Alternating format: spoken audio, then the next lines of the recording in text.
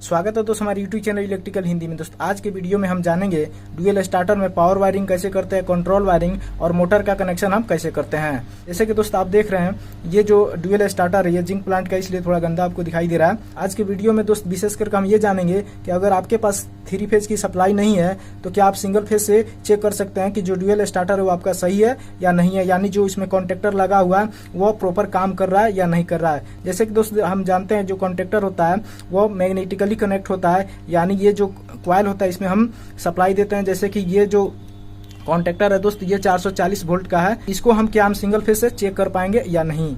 तो आप देख सकते हैं दोस्त यहाँ पे जो है पूरा सेटअप मैंने बनाया हुआ है।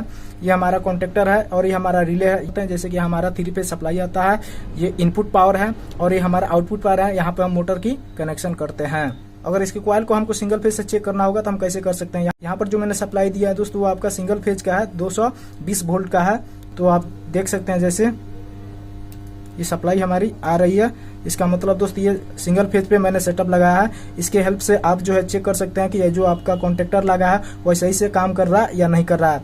यहाँ पर 3 फेज की सप्लाई पे नहीं बल्कि 220 वोल्ट पे मैं आपको पावर वायरिंग और कंट्रोल वायरिंग समझाने के लिए ऐसा किया है, जिससे आपको इजीली से समझ में आ जाए कि हम पावर वायरिंग कैसे करते हैं, यानी मोटर की कनेक्शन कैसे करते हैं और इसमें कंट्रोलिंग का जो सिस्टम होता है यानी कंट्रोल जो वायरिंग होता है वो कैसे करते हैं।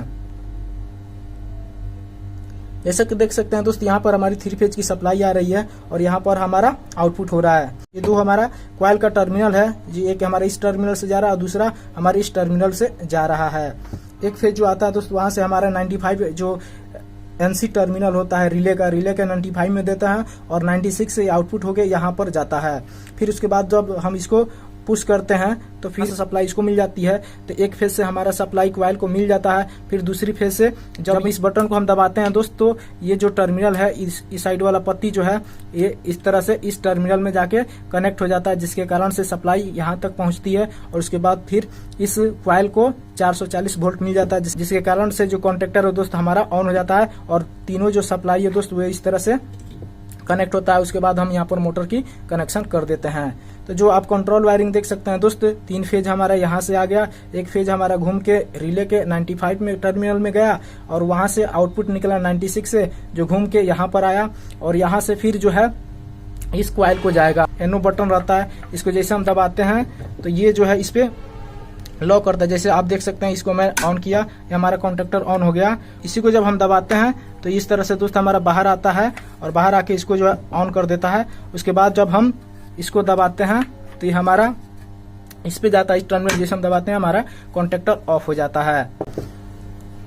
तो यहाँ पर जो सिंगल फेज की सप्लाई दोस्त यहाँ पर से हमारा एक फेज आया घूम के और फिर इसी तरह से 95 में आया, 95 से होके फिर ये 96 से आउटपुट होके और इस टर्मिनल पे जाता है, यहाँ पे जाता है और यहाँ से जैसे हम इसको दबाते हैं उसके बाद जो है सप्लाई इस टर्मिनल तक पहुंच जाता है।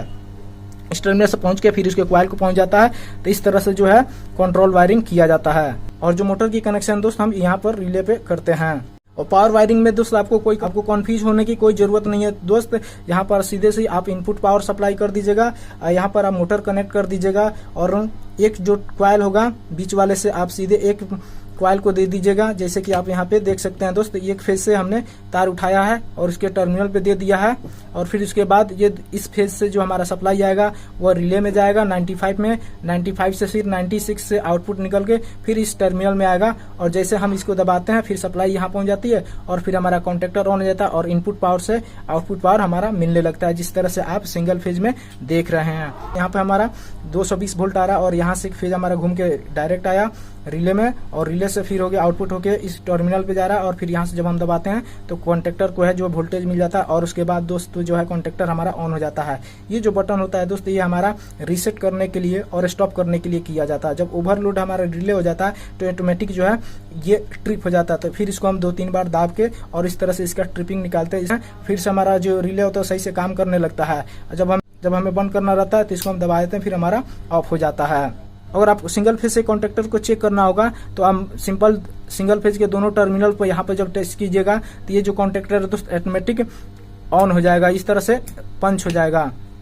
जैसे कि आप देख सकते हैं यहाँ पर मैंने सिंगल फेज की सप्लाई दी है और जैसे मैं इसको दबा रहा हूँ ये हमारा कॉन्टेक्टर ऑन हो जा रहा है और फिर मैं इस रेड बटन को दबा रहा हूँ, फिर हमारा कॉन्टेक्टर ऑफ हो जा रहा है। तो इस तरह से दोस्त जो है आप अपने किसी भी मोटर का कनेक्शन कर सकते हैं। कंट्रोल वायरिंग देके आप डुअल स्टार्टर बना सकते हैं और सिंगल फेज में जब आपको चेक करना होगा तो आप सिंपली से इस तरह से चेक कर सकते हैं। तो दोस्तों मैं उम्मीद करता हूं कि इस वीडियो से जो है आपको कुछ जानकारी मिली होगी। अगर वीडियो अच्छी लगी हो तो प्लीज लाइक कर दीजिए और चैनल को सब्सक्राइब करके इस बेल आइकन को क्लिक कर लीजिए, जिससे हमेशा आपको नोटिफिकेशन मिलती रहे। तो आज के लिए इतना ही। Thank you for watching.